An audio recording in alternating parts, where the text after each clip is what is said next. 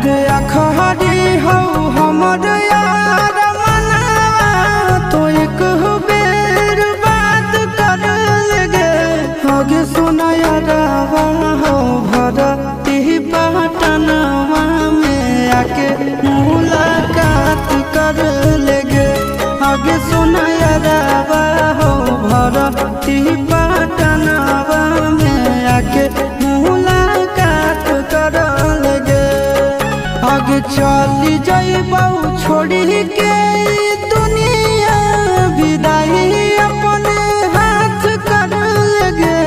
आगे सुनाया रवा हो भरती पटनवा में आके मुलाकात कर लगे